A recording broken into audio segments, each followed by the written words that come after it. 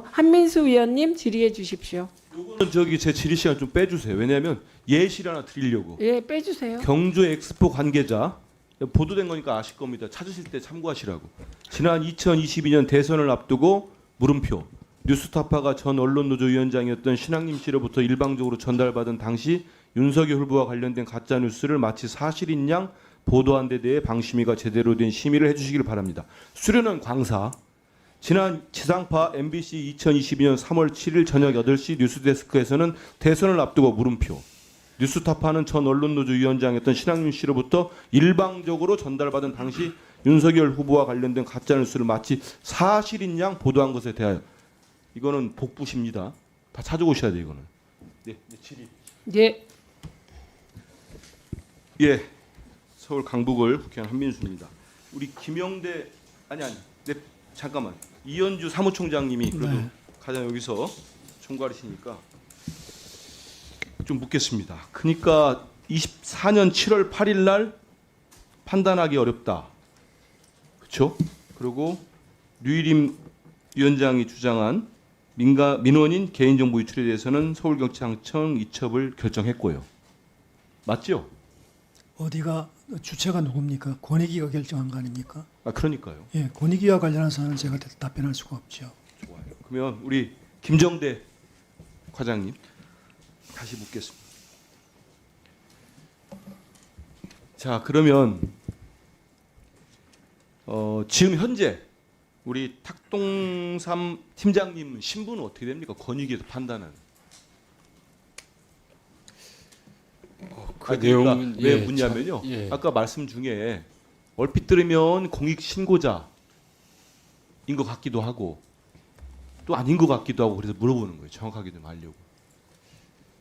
아까 이해충돌방지법도 위반이고 공익신고자 보호법도 위반이다 그런 말씀은 제가 질의할 때 나왔었어요. 나왔으면 그 위반을 한 거니까 그러면 이 탁동삼 팀장은 지금 공익신고자 신분입니까?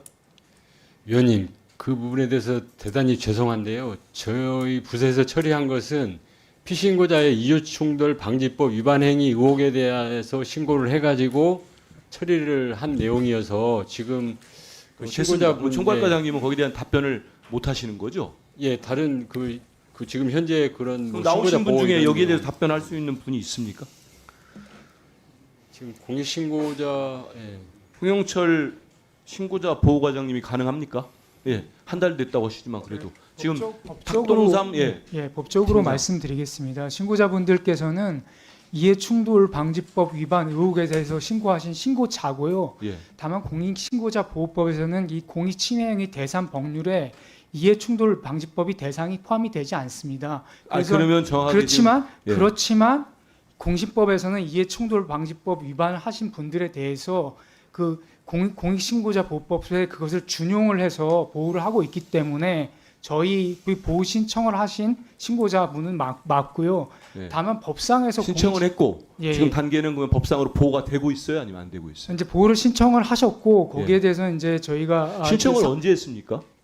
공은 작년 12월 27일 날 신청 작년 12월 27일 날 했고 예, 예, 그 사이에 최초 지금 신청. 압수수색을 2번 당했고 지금은 9월 말이고 내일이면 10월입니다. 그럼 이렇게까지 그 신고를 했는데 결정을 안 해주는 겁니까? 그 처음에 원래 그래요? 아니면 이 사건만 이례적입니까? 처음에 이제 이 그 요건을 못 갖춘 부분이 있어서 보완을 한 측면이 있었고요. 아무튼 있었고요. 지금 안 되고 있는 상태인데 계속 검토 중이다. 그 말씀이신 거죠? 7월 8일 날 전원이 올라갔다가 이제 한번 보류가 됐습니다. 이제 그건 보류된 이유는 뭐예요? 이제 그 여러 가지 의견이 있었는데 그 중에서 이제 뭐 하나는 아까 말씀드린 것처럼 지금 현재 단계에서 7월 8일 그 단계에서 그 시간이 이제 없으니까요. 징계 안 요구나- 듣겠습니다. 아무튼 네. 예, 거기까지 듣고 보류된 상태다. 그 말씀 듣고 탁동삼 팀장님 잠깐 또 말씀 들어볼까요? 네. 이게 그 말씀한 좀 전에 나왔으면 7월 8일 날 권익위가 국민 권익 결정한 다음에 바로 보름 있어가지고 아까 류일임 씨 연임이 됩니다. 네. 연관성에 대해 어떻게 보세요, 우리 팀장님? 저는 연관성이 명백하다고 생각합니다. 해당 혐의에 대해서 권익위가 분명히 이첩 결정만 이첩 이제 송부는 판단할 수 없다는 결정이고 예. 이첩은 위반 여부에 대해서 위반이라고 판단을 하나 해당 기관으로 보내는 것이거든요. 근데 거기서 판단을 하지 않은 송부 결정을 했다는 것은 유임 씨에게 면죄부를 준 것이고 그런 면죄부를 줬기 때문에 윤석열 대통령이 연임을 결정할 수 있었다고 생각합니다. 지금 공익신고한 것에 대해서 후회하지는 않습니까? 네, 후회하지 않습니다. 예. 저는 우려하는 게 아까 권익위 관계자분들께도 물어보려다가 뻔한 답변할 것 같아 안 했는데 정말 이 듣도 보지도 못한 이런 일들이 벌어지면 앞으로 공직사회에서 누가 본인의 직을 걸고 내부에 있는 비리나 이런 걸 공익신고를 할 수 있겠습니까? 누가 하겠습니까? 아니요, 지금 뭐 저희 기관 말고도 권익위에서도 안타까운 일이 있었고 뭐 인권위 직원들도 괴로움을 호소하고 있고 많은 저희 같은 기관들에 있는 직원분들이 굉장히 어려움을 겪고 있는 것으로 알고 있습니다. 그래서 제가 어떤 대표성이 있는 건 아니지만 이런 목소리를 낼 수 있다는 것을 다른 기관에 계신 분들한테도 보여드리고 싶고 아마 기관에 굉장한 불합리와 어려움이 있을 텐데 그런 것들에 대해서 조금 더 뭔가 그분들에게 힘이 되드리고 또 제가 건재함으로 해가지고 그들의 목소리를 낼 수 있는 어떤 작은 단초가 됐으면 하는 그런 바람이 있습니다. 충분히 우리 탁동삼 팀장님은 귀감이 될 만한 분이십니다. 앞으로 잘 버텨주시고요. 우리 김준희 위원장님, 지부장님 보시면 지금 보면은 정말 방송 심의 시스템이 붕괴되고 공익신고 시스템도 붕괴되고 공정한 수사를 받을 수 있을 거라는 신뢰도 붕괴됐어요. 맞지 않습니까? 네. 이런 부조리를 직접 다 목격을 하셨는데 이 현실 어떻게 지금 버텨내고 계십니까? 그래도 저희는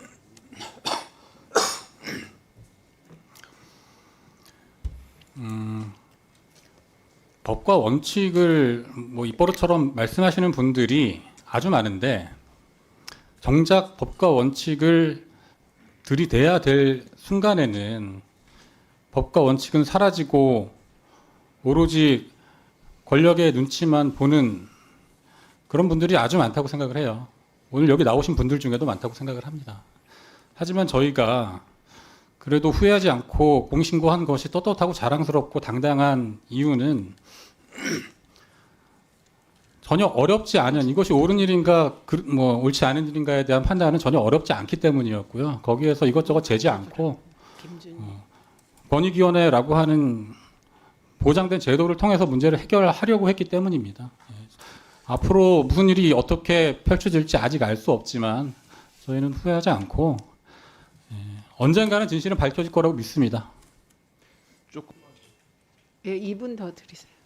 일전에 나오셨을 때도 류일임 씨가 위원장 임기를 마쳤을 때 그 직원들 간의 어떤 자축을 했다고 하지 않으셨습니까?